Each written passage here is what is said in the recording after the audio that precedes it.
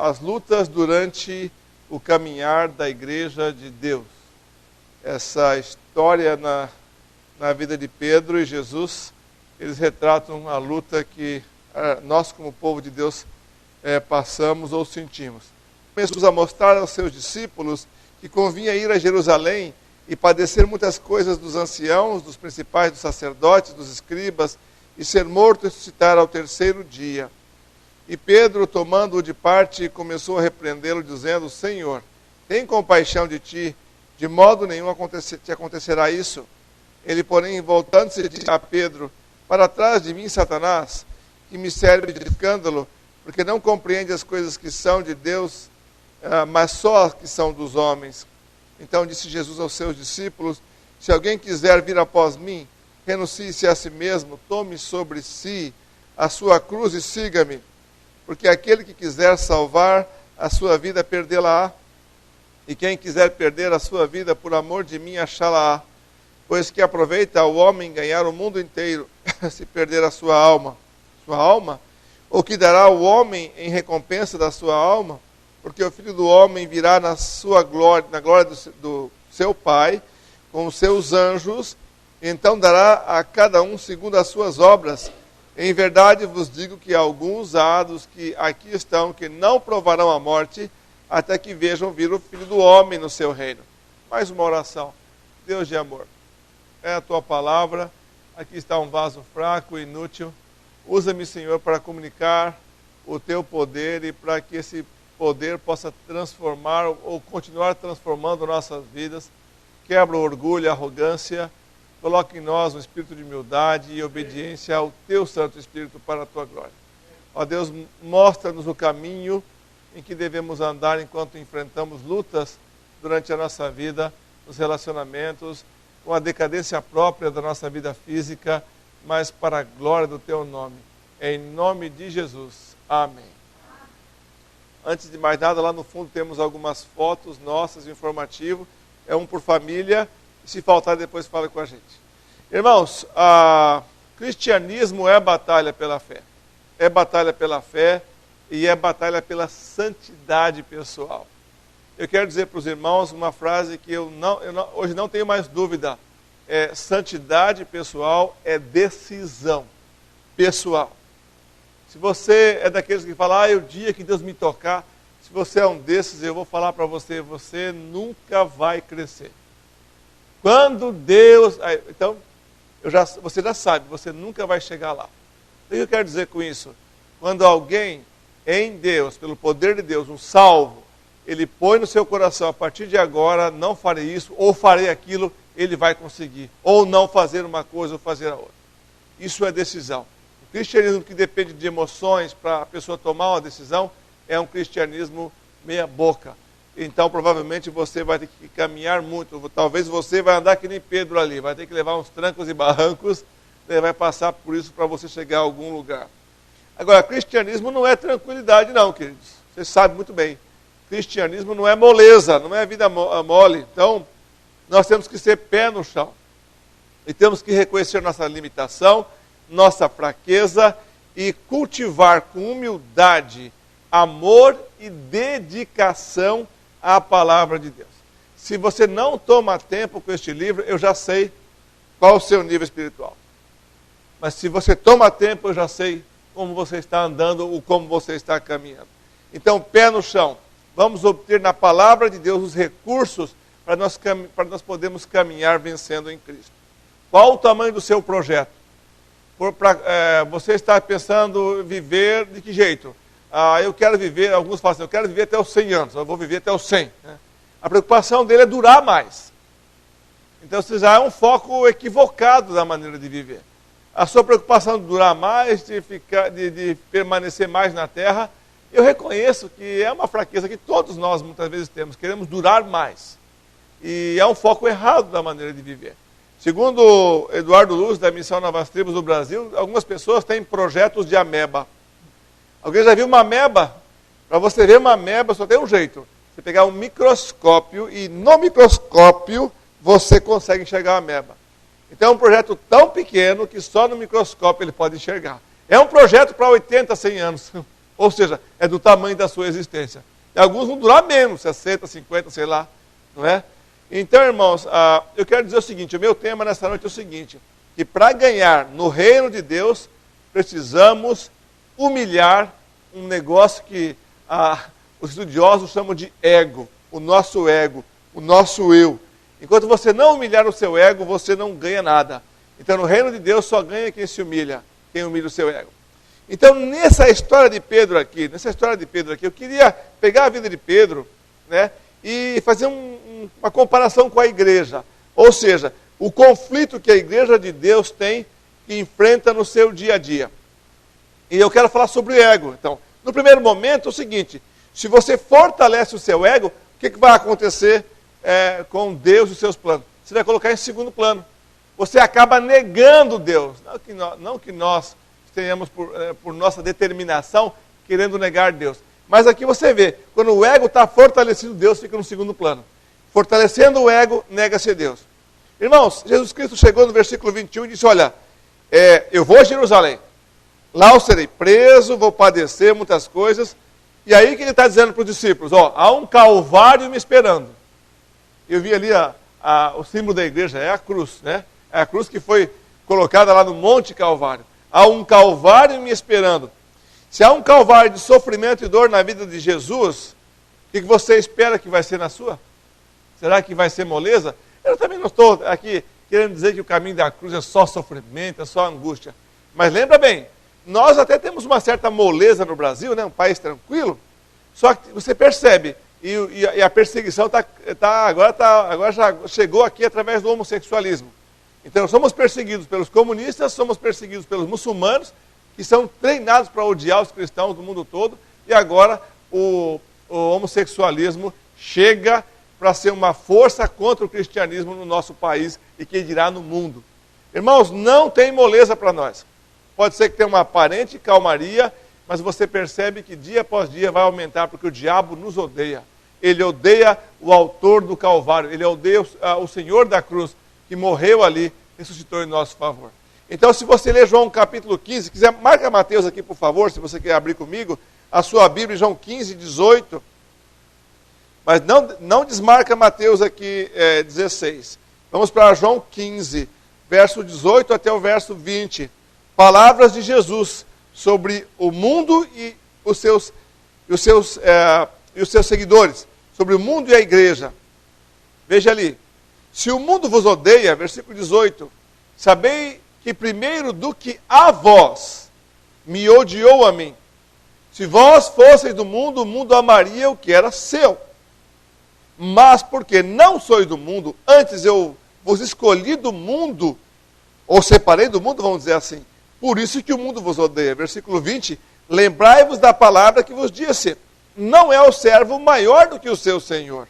Se a mim me perseguiram, também perseguirão a vós. Se guardaram a minha palavra, também guardarão a vós. Então, irmãos, não espere moleza, não espere tranquilidade, não espere aprovação. Algumas vezes a gente impressiona as pessoas, a gente mostra um serviço como esse, que vocês vão ver depois, que, sabe, é uma mudança física, né? A Asa do Socorro usa uma expressão de missão integral. Nós vamos pregar o evangelho, mas vamos fazer alguma coisa boa para ele. Vamos arrumar um dente para ele. Porque, pensa bem, vocês vão ver um garoto aqui, aquela boca estragada, de repente ele está sorrindo. Isso é bom demais. Isso é uma restauração para ele. A gente vai lá e ensina a escovar o dente e o dente não vai estragar mais. É amor ao próximo. Mas isso não é tudo. Isso não salva a alma dele. Então, na verdade, aquilo pode ser usado até como ferramenta. Às vezes não vai ter fruto, a pessoa não vai se converter porque você fez o bem para ele. Mas o fato é o seguinte, nós temos também que fazer o bem, como princípio que a igreja primitiva já tinha na sua história. Então, voltando lá para a conversa de Jesus com Pedro, então quando Pedro ouve aquela conversa de que ele vai para Jerusalém e vai padecer muitas coisas dos principais, dos escribas, dos sacerdotes, aí Pedro não aguenta. Tomando de parte, ele chamou de lado e começou a repreendê-lo, dizendo, Senhor, tem compaixão de ti, de modo nenhum acontecerá isso. Uma caminhada de sofrimento Não é isso que as grandes igrejas e grandes negócios estão pregando aí. Você pode ver. Venha para cá, venha para a corrente e tal. Você não pode. Determine, revolte-se contra Deus. O dia o Macedão estava dizendo isso. Revolte-se contra Deus. Então, isso não é o evangelho. Isso não é o evangelho transformador. Porque uma caminhada de sofrimento, nem Pedro, até Pedro queria participar dessa igreja. Não, Senhor. Tem pena de ti mesmo, tem misericórdia de ti mesmo. O caminho doloroso. Então, muitos de nós queremos esse cristianismo para fugir do sofrimento, autocompassivo, mas sem compreensão da vocação da igreja no mundo.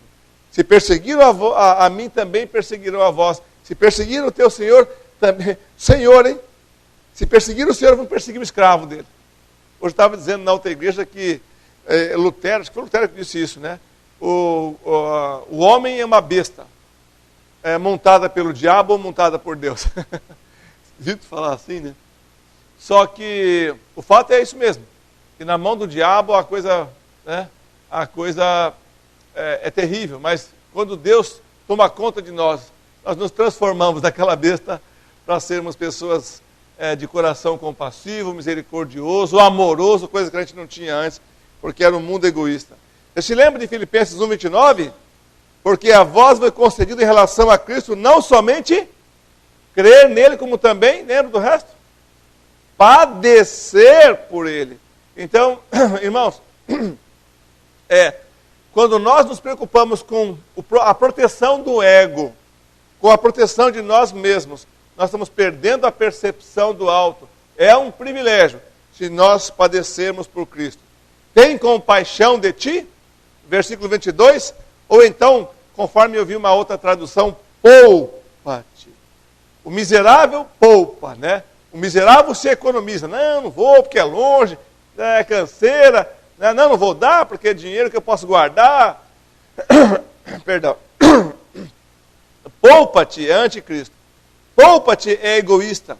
Tem compaixão de ti é fugir da cruz, é fugir de repartir, é fugir de doar, é fugir de sacrificar. É isso que ele queria. Não, Senhor. Não, protege, não faz isso. Se fosse assim, nós não teríamos mais. Se Jesus obedecesse Pedro, nós não estaríamos aqui hoje. Porque se é alguma coisa pela qual não vale a pena dar a vida, que coisa é essa? Se não me engano, aquele Martin Luther King Jr. disse, né? Se nós não estamos dispostos a sacrificar por alguma coisa maior do que nós, não sei como é que é a frase dele, então não vale a pena. Então esse cristianismo não vale a pena. Então aqui Pedro estava tentando dissuadir de Jesus. Mas agora, lógico, que você se lembra no verso, aqui para trás, no verso 16 aqui, no capítulo 16 mesmo. E Simão Pedro respondeu e disse, tu és o Cristo, o Filho de Deus. E o versículo 17, Jesus respondendo disse-lhe, bem-aventurado és tu, Simão Barjonas, que não te revelou a carne e o sangue, mas meu Pai que está no céu. Então, aí ele falou, o Simão, eles falam que o Senhor é profeta, é Jeremias, é um dos, é Elias, mas e vocês? Aí o Espírito Santo empoderou Pedro, tu és o Cristo, o Filho de Deus vivo. Bem-aventurado és tu. Mas agora a coisa ficou feia. Porque naquele primeiro momento, Pedro foi empoderado pelo Espírito Santo. E agora, ele foi empoderado por quem? A resposta está sendo dada no verso de número 23. Ele, porém, respondendo, disse a Pedro, para trás de mim, o quê? Satanás. No momento é Deus, Espírito Santo, no outro é o diabo. Cuidado, irmãos. O Satanás não pode nos possuir, mas ele pode nos influenciar. E tem alguns pastores que creem que o diabo pode possuir o crente. Eu não creio nisso. Mas eu creio que o diabo pode nos influenciar a tal ponto que algumas atitudes ou ações até parecem de demônios. Então Jesus chamou Pedro de Satanás, que me serve de escândalo. Interessante. Você está me escandalizando. Eu fiquei pensando, né? Jesus Cristo foi escandalizado ou afrontado com a proposta indecente de Pedro de poupar-se, porque não compreende as coisas que são de Deus, mas só as que são dos homens. Irmãos, Pedro foi usado pelo diabo. Pedro foi influenciado pelo diabo. Cuidado, meu irmão. Muitas vezes eu falo, eu não sei se eu contei a história aqui, mas em outra oportunidade eu vou contar. A dificuldade que eu tinha para levantar cedo, e eu tentei tudo que é jeito e não conseguia. Aí minha mulher falava, isso é coisa do diabo. Aí eu queria esganar minha mulher. Coisa do diabo, que nada. Mas você sabe, é do diabo. Ai, eu não consigo levantar. Eu falava isso, eu não consigo, estou cansado. Você não vai levantar nunca. Então você não vai orar nunca. Porque você vai falar e o diabo vai estar mantendo você com sono. Mas do dia que eu decidi que eu ia levantar com sono, sem sono, eu levanto com isso aqui, ó, com esse reloginho aqui. Nem precisa de despertador, nada. Mas antes precisava de um baita num relógio, aqueles que batia, sabe aquele... E não levantava. Não levantava. Irmãos, diga não ao ego pecaminoso que busca a segurança em primeiro lugar para obedecer e seguir o mestre, estando pronto a sofrer para glorificar a Deus e cumprir o seu plano em sua vida. Amém, irmão?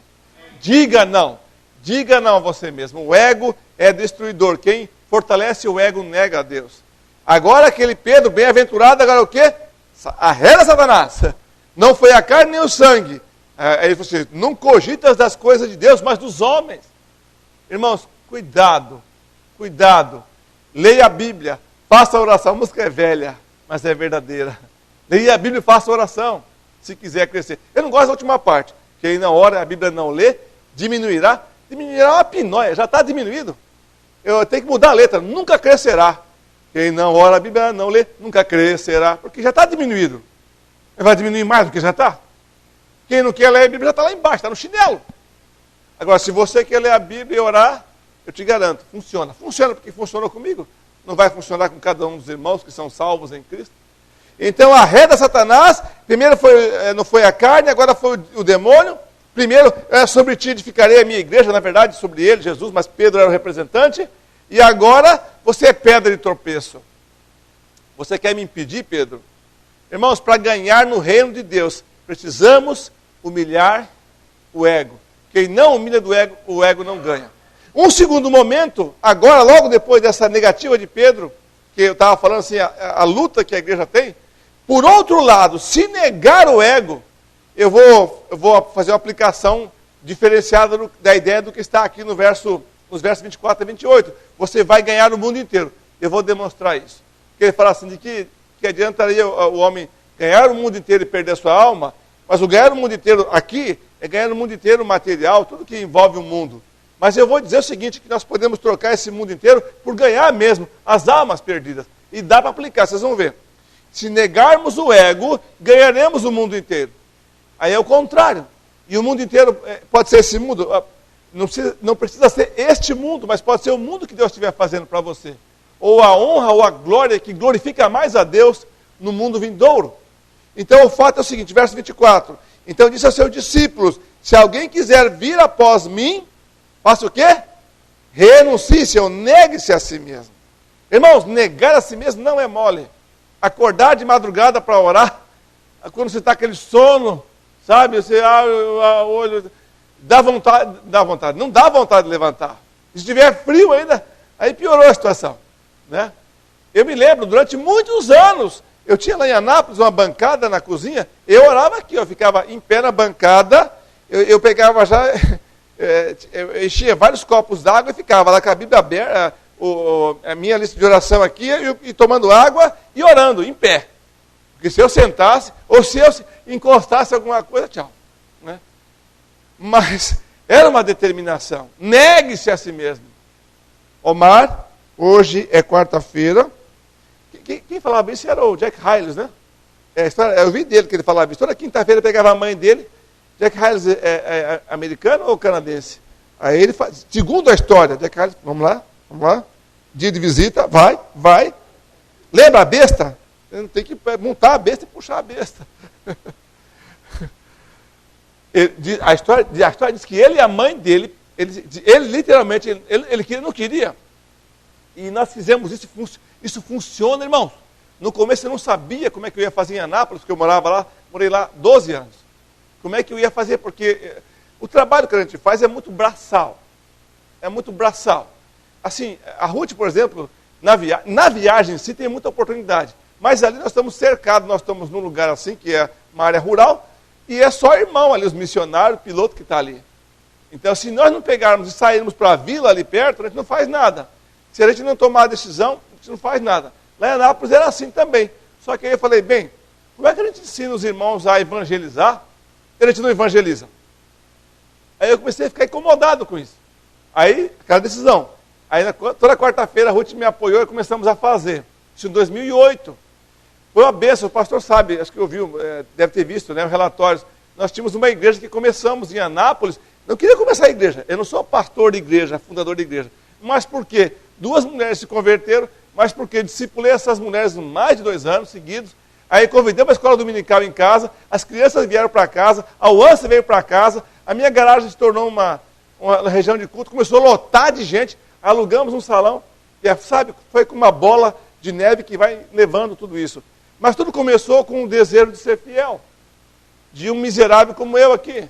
Eu não sou fundador de igreja, eu não fui pago para fazer aquilo, mas porque eu queria ser obediente, se tornou uma igreja. E eu fiquei vibrando com isso, fiquei feliz. Como Deus pode usar um servo inútil para fazer a obra dele? Simplesmente querendo obedecer. Então, negue-se a si mesmo é uma palavra difícil.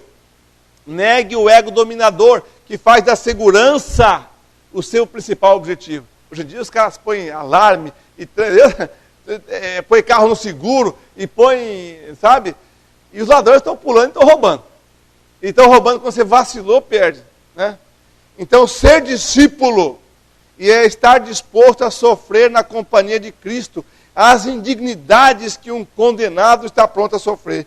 Se quiser vir após mim, renuncie-se a si mesmo e tome sobre si. Você pode trocar a palavra cruz por humilhação, porque era uma morte humilhante, era humilhante ir para a cruz. Irmãos, o verdadeiro ser pessoal, que glorifica a Cristo, ele só vai ser descoberto quando o ego pecaminoso, o eu pecaminoso for renunciado. Enquanto você não negar a si mesmo, não vai brilhar, não vai aparecer o ser que Deus espera que eu, Omar, que você, põe seu nome, seja. Enquanto estiver vivendo para você, enquanto a palavra não for o centro da sua vida, enquanto você não tiver tempo em oração, você não vai saber o que é ser aquilo que você foi chamado para ser. Eu lamento informar.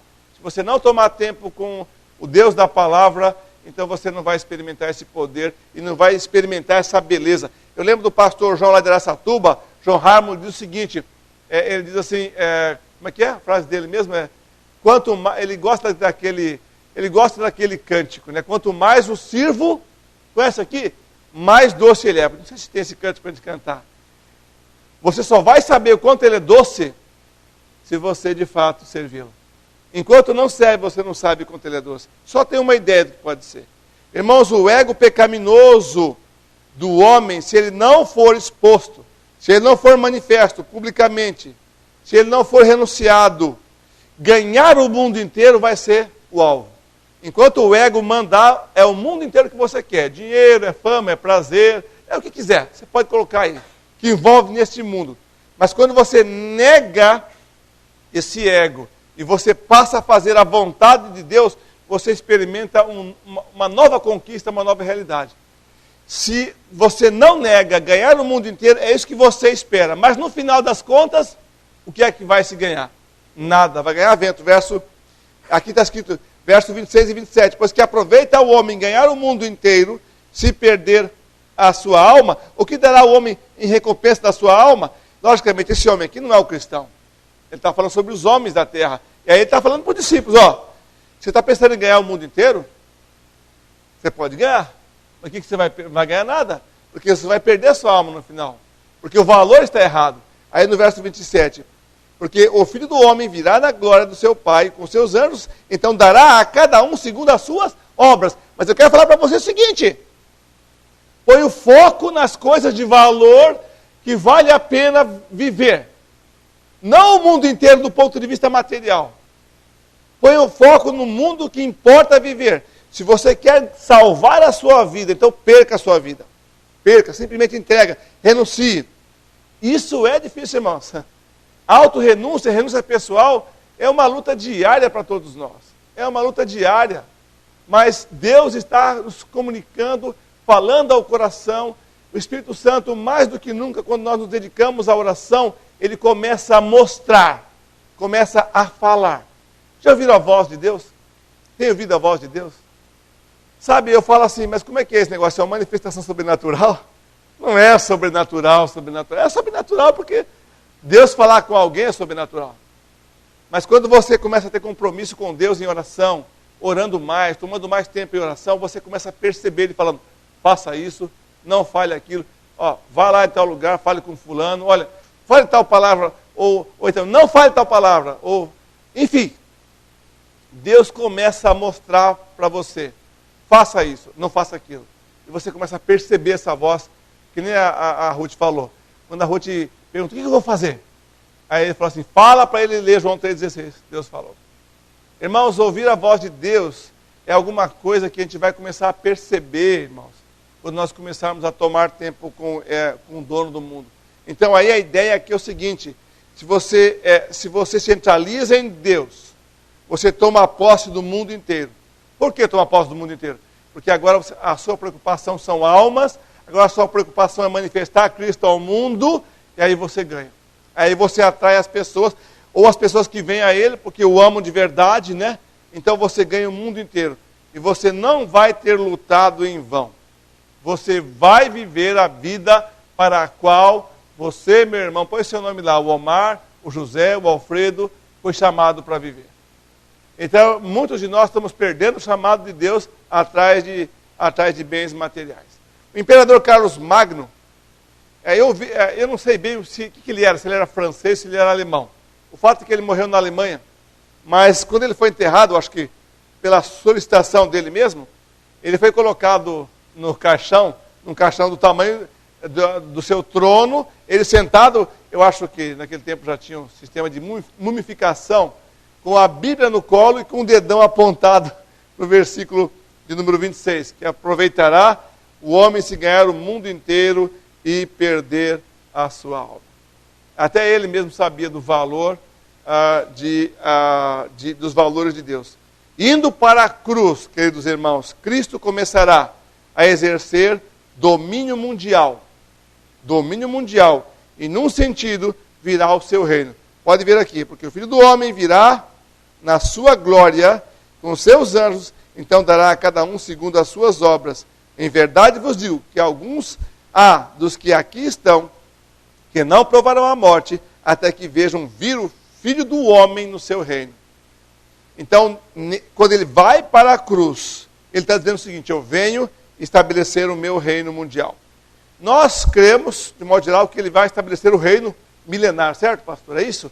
De 1000 anos para frente. Só que no sentido espiritual, o reino dele já começou a funcionar, né? Onde esse reino está misturado. Tem o joio e tem o trigo verdadeiro.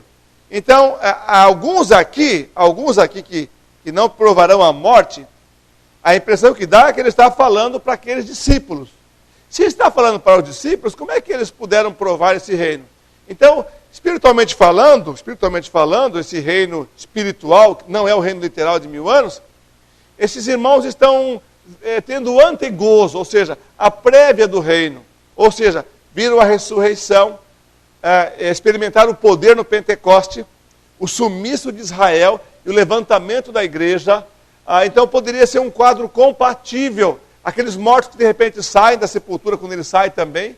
Então eles viram o início poderoso de um reino espiritual, não estabelecido literalmente, em que eles puderam experimentar e provar e ver a beleza que é e a segurança que é o caminho pelo qual eles tinham sido guiados por Cristo para viver.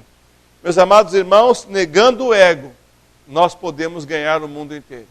Nós podemos levar as almas, talvez não todas, com certeza, não vamos conseguir, mas nós temos um gozo pessoal de sabermos que estamos vivendo aquilo para o qual fomos chamados a viver.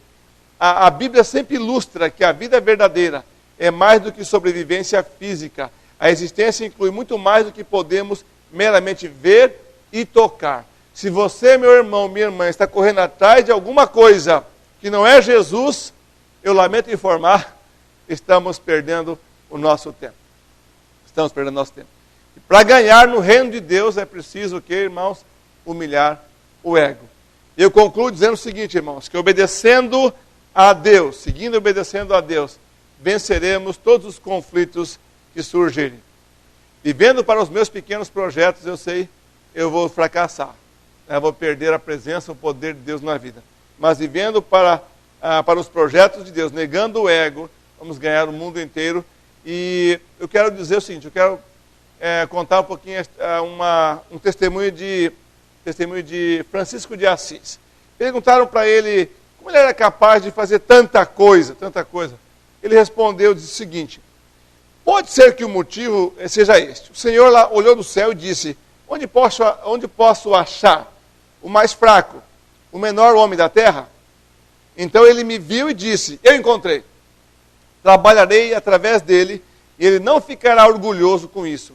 Ele verá que eu o estou usando e somente devido à sua insignificância. Achei. É o Omar. Eu vou usar, ele sabe que ele é insignificante e não vai ficar orgulhoso por causa disso. Essa foi a resposta de Francisco de Assis, que foi realmente um cristão que viveu a essência do cristianismo na sua época.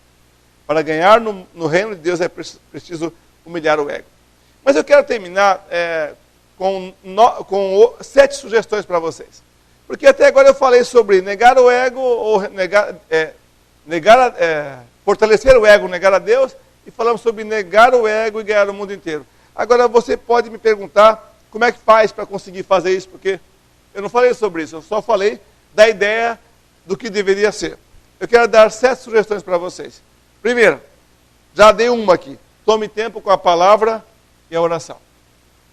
Falo para os irmãos sem medo de errar. Desde 2014, minha esposa e eu temos experimentado levantar de madrugada para orar. Tem sido os melhores dias da nossa vida. Porque Deus nos tem empoderado, Deus tem apontado o nosso pecado, Deus tem mostrado onde temos que mudar. E a coisa que mais nos impressiona é que antes a gente falava mal dos outros tranquilamente, né? A gente não tinha problema de falar mal. Agora parece que você vai falar mal, aí aquilo dá um desânimo assim, você tem vergonha, ninguém está vendo, só os dois irmãos não estão vendo, né? Mas Deus está vendo, aí Deus nos constrange. Pare de falar. Deixa que aquele infeliz miserável trato eu. Agora vamos tratar de você, seu infeliz e miserável. Eu vou cuidar da sua vida para que você seja santo, como você foi chamado. Oração, irmãos, é o caminho para a santidade. É o caminho para o poder de Deus. Não tem poder de Deus na vida de quem não ora. E não é difícil. E se você quiser saber como, eu vou te mandar umas orações escritas. Você pode escrever algumas, você pode usar um tempo, você pode pegar a Bíblia, eu vou te ensinar como é que você faz, como é que você ora com a palavra no colo. Dá para orar aí, se quiser orar, por exemplo, o livro de Colossenses, você pode orar 2 horas seguidas, só com Colossenses na mão. Lendo e orando. É um método maravilhoso. Aí depois você pode orar mais 1 hora intercedendo, né? Porque se você é um cristão normal, deve ter uma lista de pelo menos uns 30, 40 pessoas que você pode orar. Só a sua família deve ter uns 15. E aí os pedidos que alguém já fez, ora por mim. Quando eu falo ora por mim, você falou, vou orar? Quer dizer que você pegou sua caneta, pegou seu caderninho de oração, escreveu. Irmãos, eu tenho lista de oração de mais de 30 anos. Então, quando você fala, vou orar, não fale vou orar se você não vai orar. Se vai orar só naquela hora, nem fale. Irmão, eu não vou orar, não. Eu vou orar por você só agora, tá? Pode ser, depois eu não vou orar. Ninguém vai ter cara de pode falar isso? Vai ser cínico? Segundo lugar, ore a Deus por humildade e simplicidade. Terceiro, confesse pecados diante de Deus. Quarto, peça a Deus para vencer o egoísmo e aprenda a repartir. Irmãos, sabe quanto que eu contribuía para missões no ano de 1999? Por mês? Eu tinha um consultório dentário, ganhava 3 vezes mais do que eu ganho hoje. Eu contribuía com R$20 por mês para missões. Dentista. Hoje eu contribuo 23 vezes mais do que eu contribuía antes. O que é que mudou? Mudou o coração da besta aqui. E Deus transformou. E Deus vai transformar. Eu estou usando a expressão pesada, mas é isso que o homem é. Lembra de Nabucodonosor? O sonho dele, estátua maravilhosa, aí depois a visão é aquela besta, coisa mais horrorosa, né? Um leopardo, tigre, sei lá, aquela de 10 cabeças, né? O bode, o carneiro. Deus vê a gente como nós realmente somos. E quando a gente está disposto a repartir, então Deus começa a chover as bênçãos até materiais. Até materiais. Porque essa era a preocupação nossa. Em quinto lugar, se for vaidoso ou vaidosa, relembre disso em oração cada dia. Ora, Senhor, arranca a vaidade da minha vida. Conheci um pastor vaidoso e estava vivendo a vida podre. Um dia ele foi enfiar uma chave de fenda para mexer na hélice do radiador. Ele escapou, a hélice jogou a chave de fenda, entrou bem aqui, varou o olho dele. Ele era lindão, loiro assim. Acabou com a visão dele. Depois descobrimos que ele estava vivendo a vida podre, prostituindo-se, e Deus pegou ele lá no olho, na beleza, aquele lindão, ficou cego no olho. Então reconheça a vaidade e peça a Deus para que Ele te ajude na vaidade. Sexto lugar, confesse e peça perdão a quem você ofendeu. Nunca deixe coisas em pendência. Mas o outro não vai perdoar, não interessa. Vai lá e peça perdão. Ou então vai lá e fala, eu te perdoo. Eu estou pedindo perdão, não tem problema. Estou te perdoando em nome de Jesus. Vira a costa e sai vibrando alegre. Porque você fez a tua parte. Você limpou a memória da ira do seu coração. Quem tem ira no coração não vai para frente. Não vai para frente. Em sétimo lugar, esteja pronto a vencer pecados escravizadores mediante bons hábitos. Naquela pasta que eu falei que eu tenho, que eu posso mandar para você, 3 semanas para vencer qualquer tipo de mau hábito ou para estabelecer um bom hábito e para ser fiel perante Deus. Irmãos, Deus abençoe, Deus seja glorificado. Nesse momento eu vou passar o vídeo e o pastor Tereu encerra como lhe convier melhor.